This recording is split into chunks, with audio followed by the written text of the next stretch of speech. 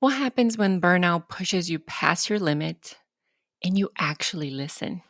Today on the Accidental CEO podcast, I'm joined by Hayley Knight, co founder and comms powerhouse behind Be Yellow, a bold PR agency built on purpose. After running a 6-figure agency in London and working herself to the bone, Hayley ditched the hustle, packed her bags, and traveled for 2.5 years. No laptop, no emails, just space to breathe. This episode isn't just a burnout story, it's a business reboot blueprint. Hayley shares how she reimagined everything from the name of her company, spoiler, it involves a personality color wheel, to how they work, thinking 4 days a week, personal growth days, and campaigns that actually matter. We talked about the real cost of hustle only agencies and why mindful business is the only sustainable business. If you're craving a more human way to grow your business without losing yourself in the process, this is your permission slip. Let's dive in. Welcome to the Accidental CEO podcast, where we bridge the gap between the creativity you love and the CEO mindset you need. I'm your host, Nata Salvatori, wedding photographer and business educator. Find full show notes and resources at accidentalceopod.com. Let's get into today's episode. Hello, everybody. Welcome back to the Accidental CEO podcast. I'm your host, Nata Salvatori. I am still sick, so you're going to hear what I call my smelly cat voice for a little bit longer. If you watch Friends, you know what I'm talking about. Today, I have Hayley Knight with me. She is the co-founder and comms director of Be Yellow, which I know she owns with her husband, correct? Correct. Yeah, so awesome. I'm excited to talk about just her journey. I know she did a lot of soul searching and, some deep inside look to find her direction, her clarity for her company. So I'm excited for her to share all of that with you. Welcome, Hayley. Hi, thank you. Thank you for having me. And hi, everyone. Awesome. So just tell them a little bit more about just you and Be Yellow, including the name. I want to know the story behind the name. And then we'll tell them, where you were before that and what caused the transition into owning your own business. Perfect. Yeah, everyone always asks me about the name. Hi, I'm Hayley Knight. I am the co-founder of PR marketing agency Be Yellow. We are a fully remote agency that works with socially impactful, purpose-led companies. The whole idea of the PR that we offer is to make a difference and to really drive change and run campaigns that are designed to drive change and make a difference. I've been in PR for about 10 years, and then my husband, who I run the company with, is the marketing director. He's been in marketing for about the same. We've had very different career trajectories.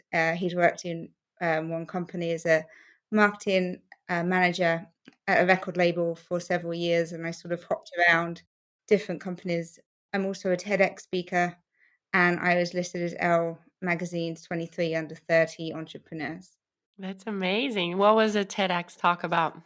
So I run a campaign called Flow Aid, and we provide free menstrual products to homeless women. So it was about the plight of the homeless woman and not having access to free products and what we do as a campaign. What a great campaign.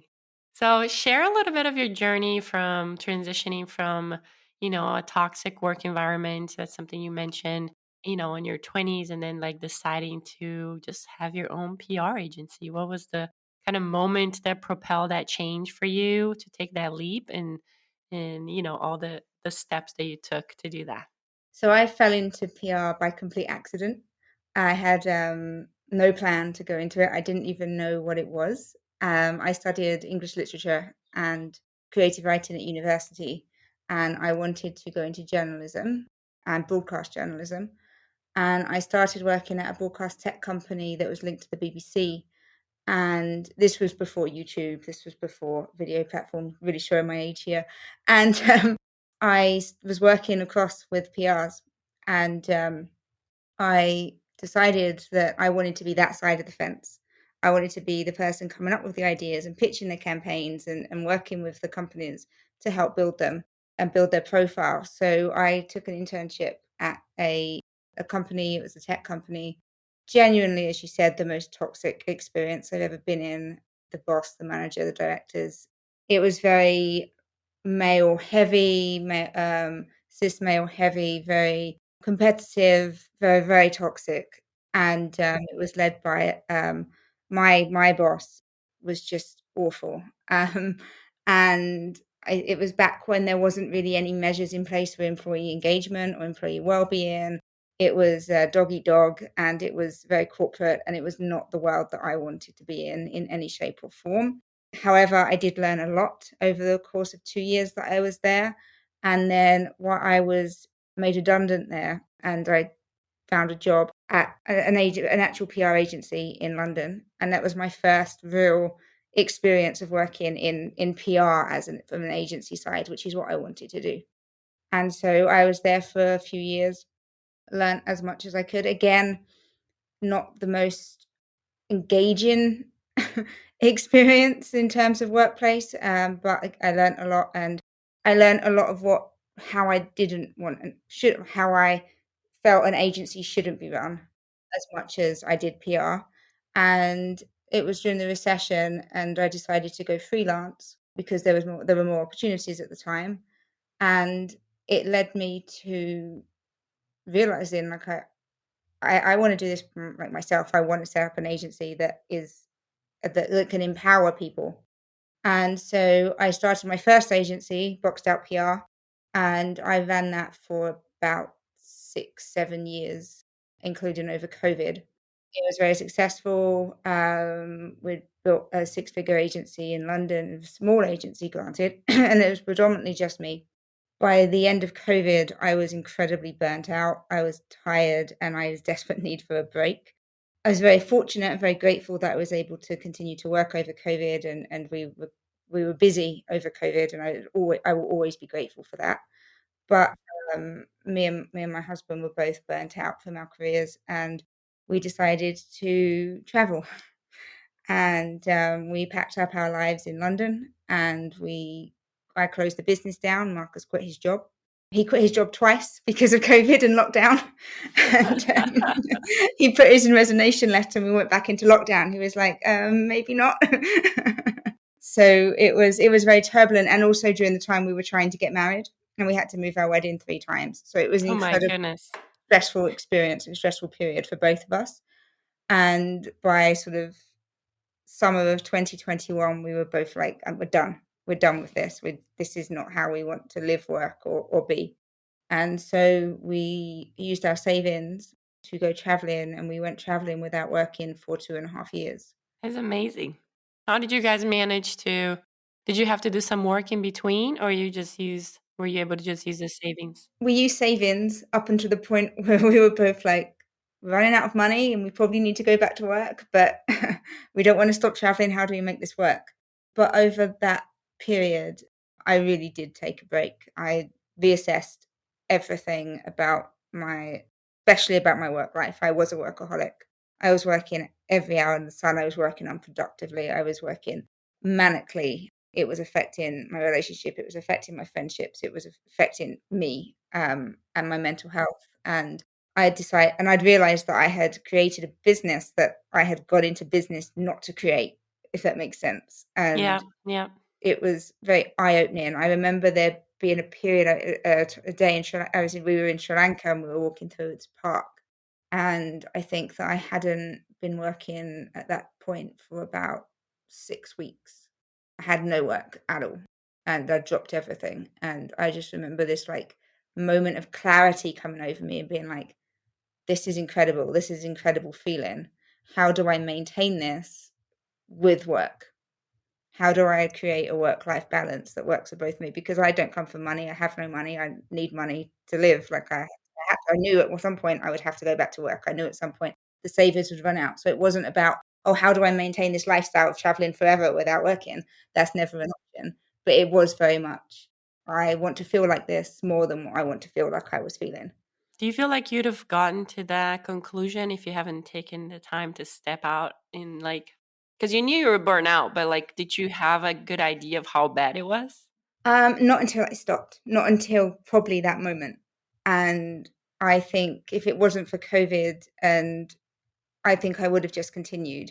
I remember the week before we went into the first lockdown in March, it was International Women's Day week, and I had probably about 3 events every day that week that I had booked. I was either running them or speaking at them, and I remember on the Friday, I was so exhausted, I was asleep by 6 p.m. and I slept straight through till Saturday afternoon. And I think that, like, at that time in my moment, like, at that point in my life, like, that for me was something to be proud of. Like, it was like stress bagging. It's like, "Oh, I'm so busy and I'm, like, tired all the time and I've got all of this going on." And it's like, and then I was trying to do that while maintain a social life and maintain a relationship and like, seeing my family, and it was just like, I think if it wasn't for COVID, it probably would have ended not so well. I probably would have ended up very, very sick in hospital, and something would have forced me to stop. And I think your body is very good at doing that when it needs to. And so I think if it wasn't for COVID, if it wasn't for me realizing how tired I was, I probably would have come to like a very unnatural stop.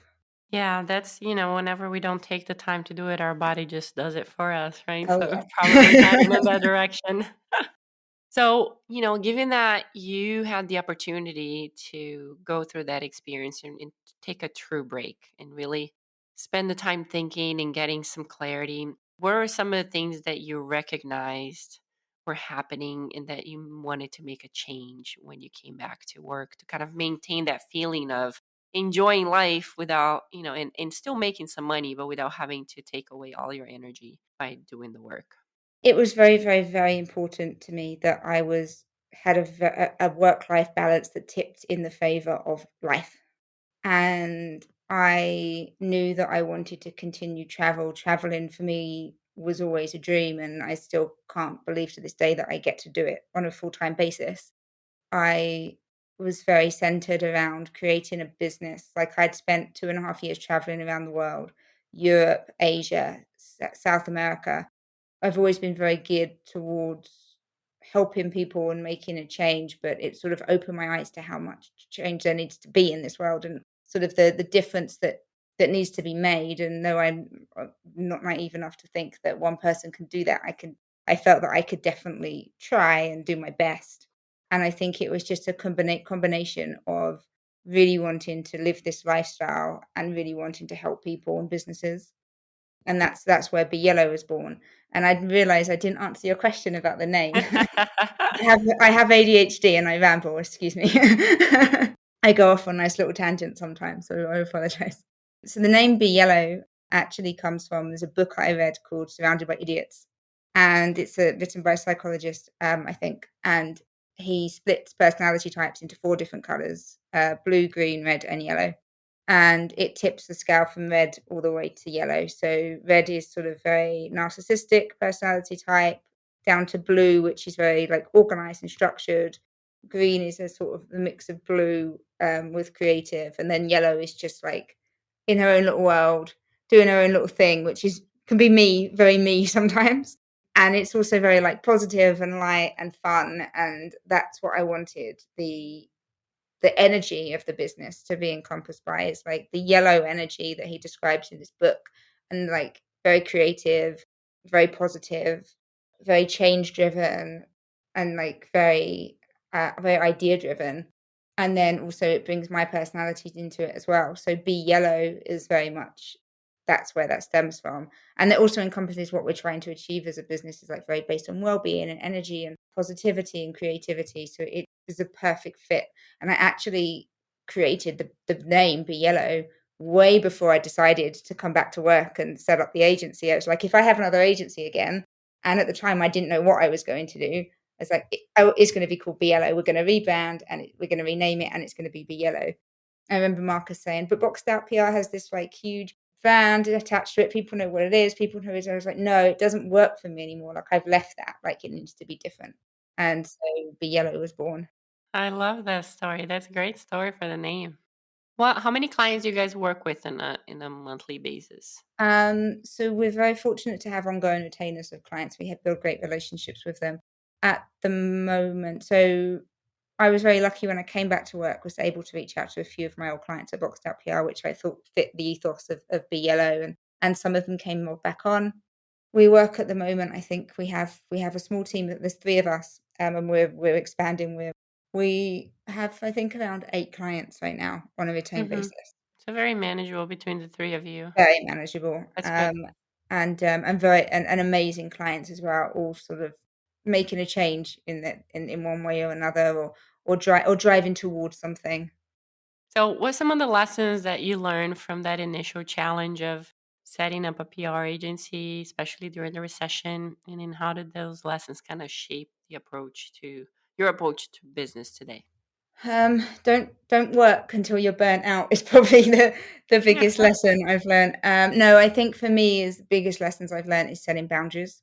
As I've mentioned with ADHD, it's very difficult to set boundaries. It's very difficult to say no. We're natural people pleasers. We take on all of the work. We leave things to last minute. It's all those like atypical traits, and I have every single one of them. And so it's for me, it's about, I was diagnosed with ADHD last year, and so that has been a huge help in helping me to learn the lessons from my old agency, and being burnt out and understanding how I got to that point.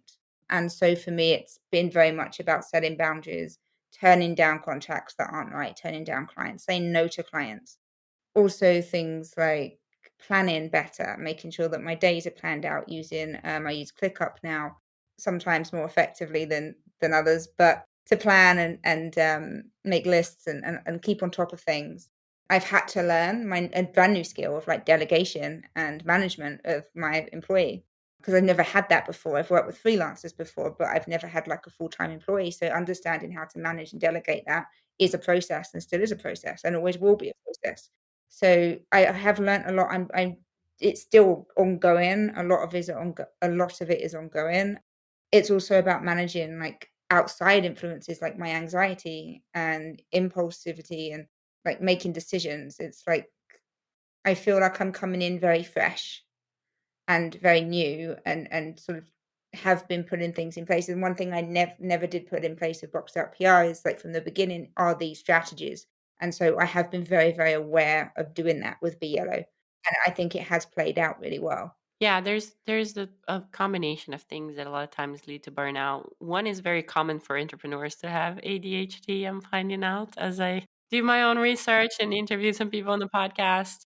So, obviously that's going to take a lot of energy to manage a business if you have that going on for you. But, setting those boundaries that you talked about, making sure that you organize yourself and kind of plan your day. And I think delegation is another huge one that people miss all the time. Understanding what parts of your business you don't need to be putting your time and energy towards, and using your CEO time to really just create a vision and think and use that creativity and the inspiration for your business. And you shouldn't be managing tasks that are not making money for your business. So I think having a good understanding of that helps a lot with burnout in general.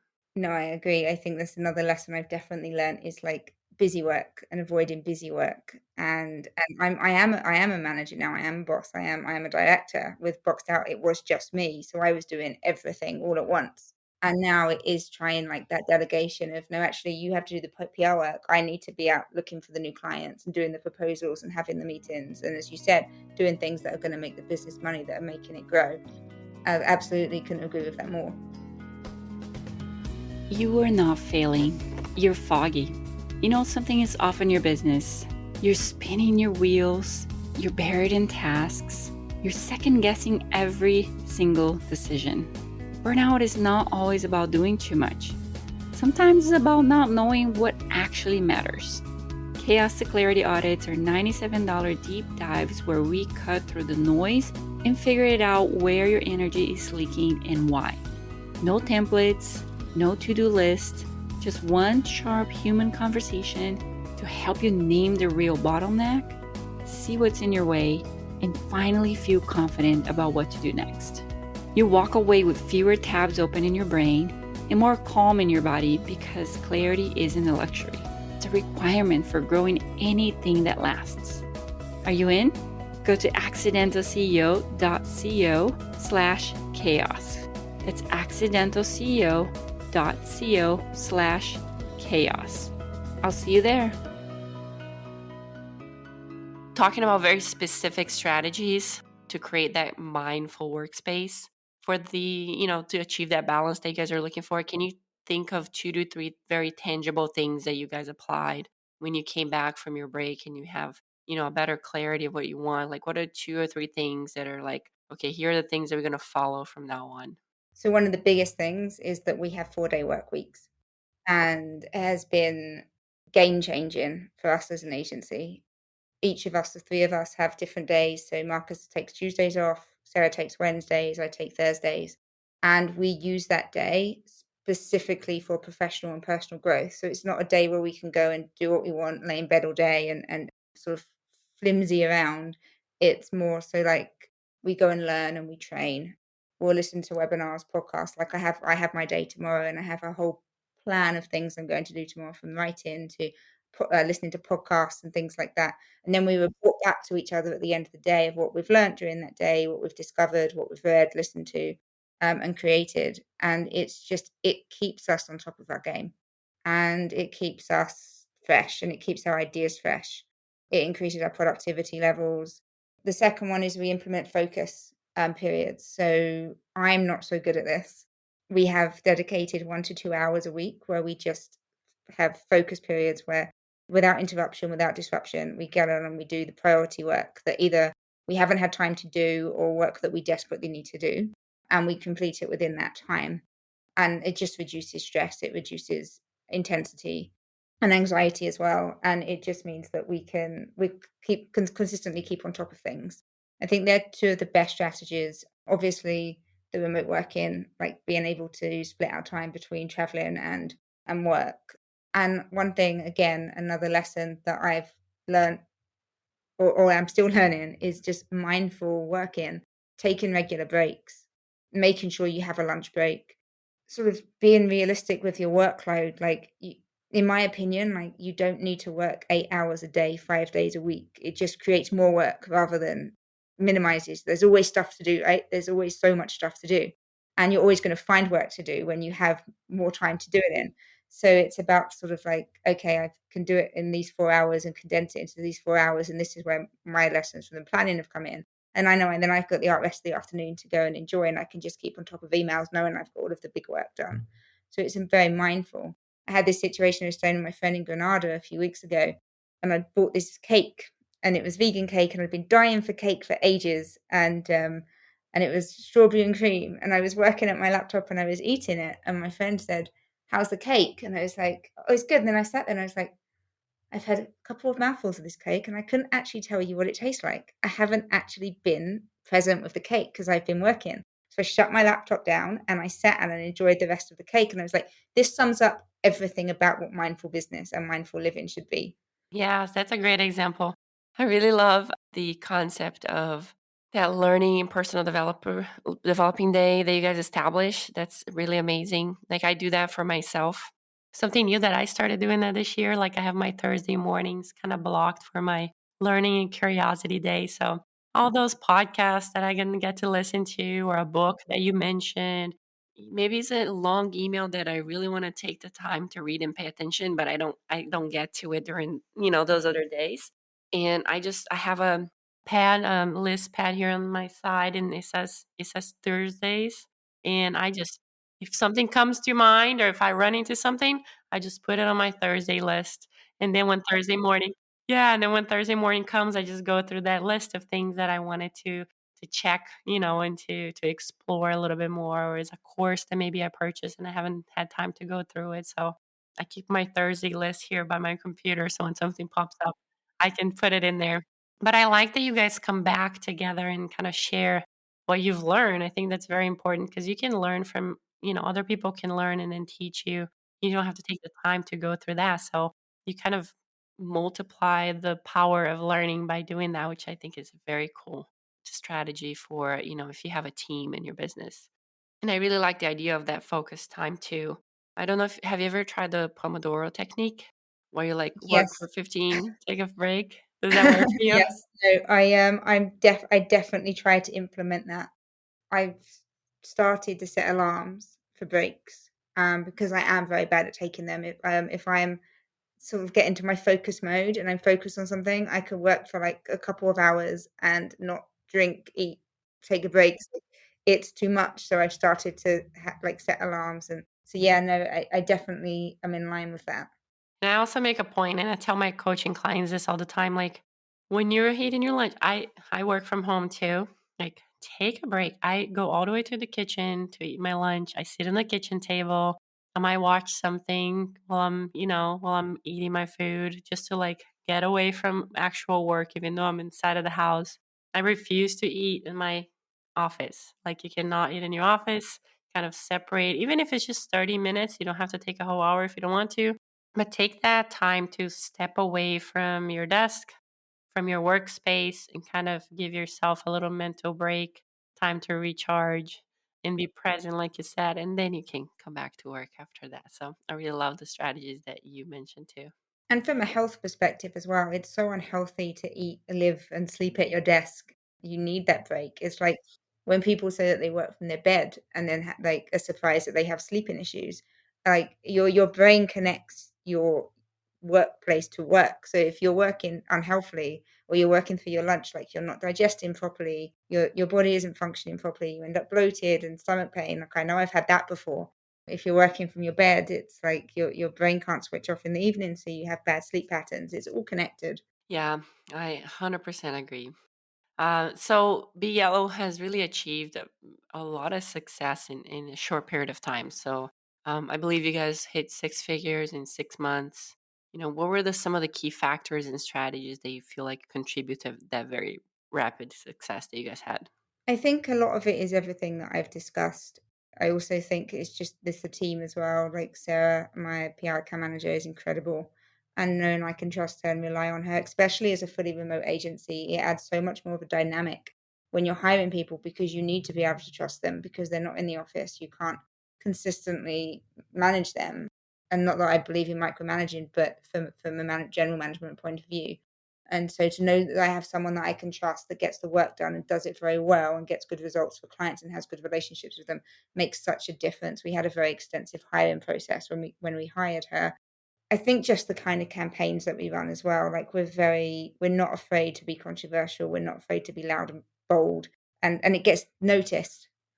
And I think like and a lot has been said, like I have had a successful 10-year career in PR.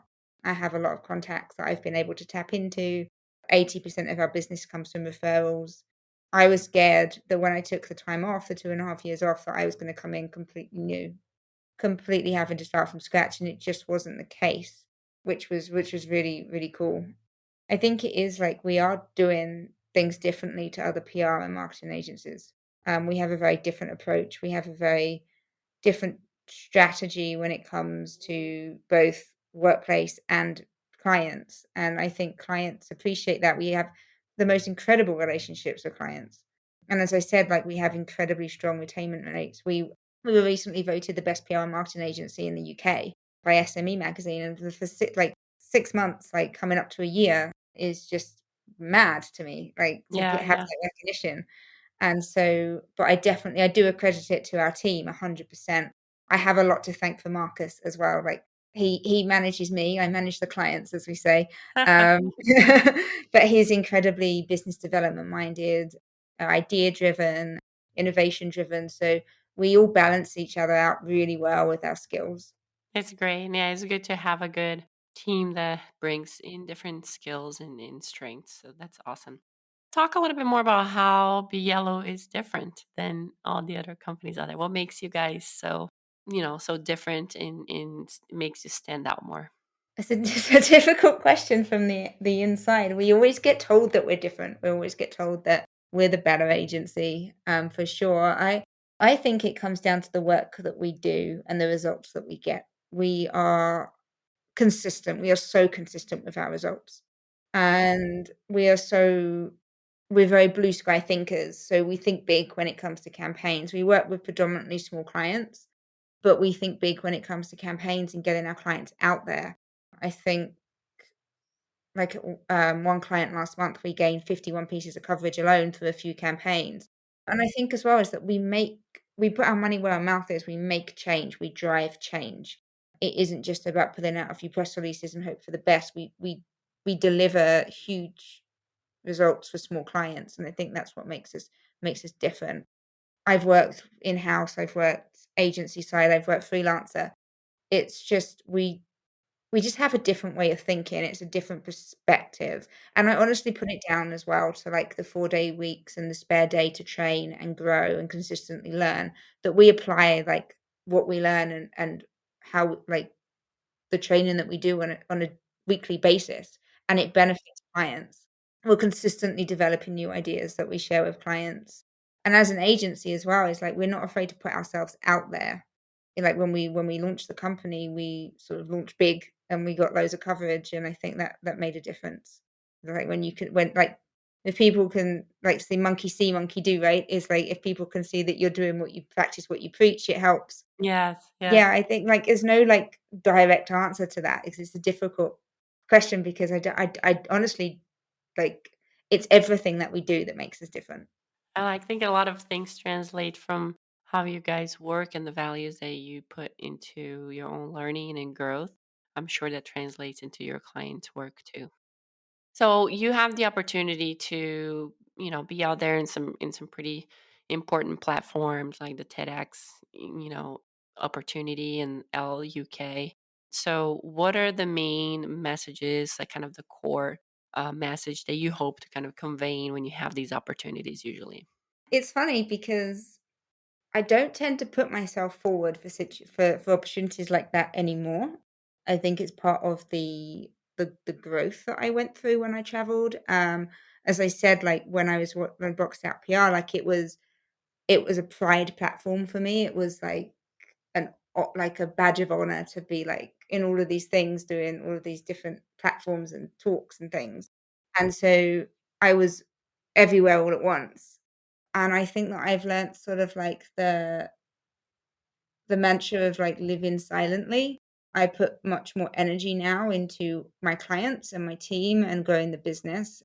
But I do definitely think that when I do things like podcasts, I am very selective now, and talks and things like that. The main messages are definitely mindfulness and well-being within your business. The benefits of our own business in terms of remote working and 4-day work weeks, and sort of campaign development, like social impact, and purpose led. That's so important to us as a brand, and we would never divert from that. Like, we've had people come to us with big contracts that wouldn't work for us, and we've never said yes just because it's big money.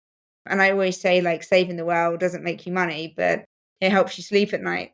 And it's very much like the case here. It's like we obviously, the bottom line, we have a business to run, but we it's more important to me that we work with the right clients and the right people.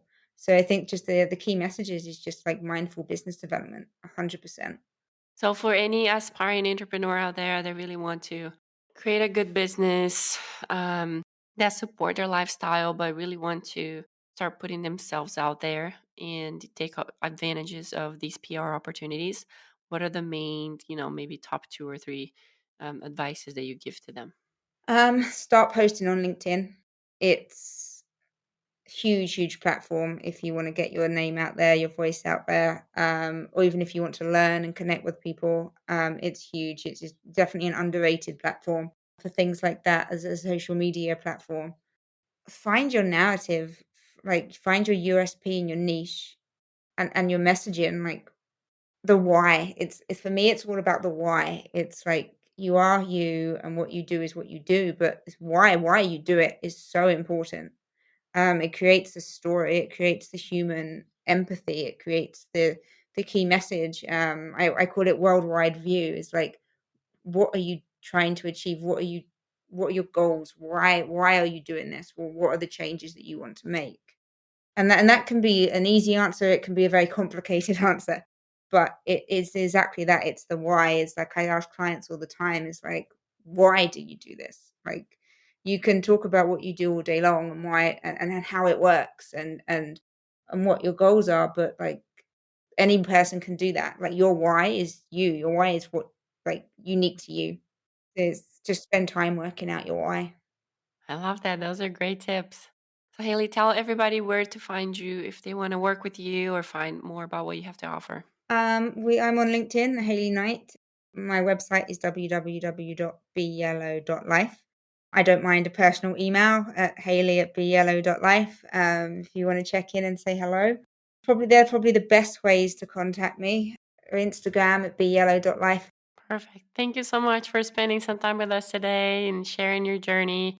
And really, I think we gave them some really good strategies on, how to create some good structure around the workspace to avoid that burnout and really be focused on growing your business without taking away, yourself in the process. So I really appreciate you sharing all that information. Thank you. And thank you guys for hanging out with us for another week. And we'll see you next week at another episode of the Accidental CEO podcast. Bye. And that's a wrap for today's episode of the Accidental CEO podcast. Thanks for hanging out with us in the world where creativity and business strategy collide. I am Nata Salvatori, thrilled to have shared this time with you. Remember, every episode is a step closer to mastering the art of being an accidental CEO. So don't miss out. Hit subscribe, drop us a sweet review, and spread the word to your creative tribe. Your next big breakthrough could be just one episode away. Join us next time for more insights, laughs, and actionable tips. Keep pushing boundaries, dreaming big, and embracing the beautiful chaos of entrepreneurship. Here's to make magic happen in your business and beyond.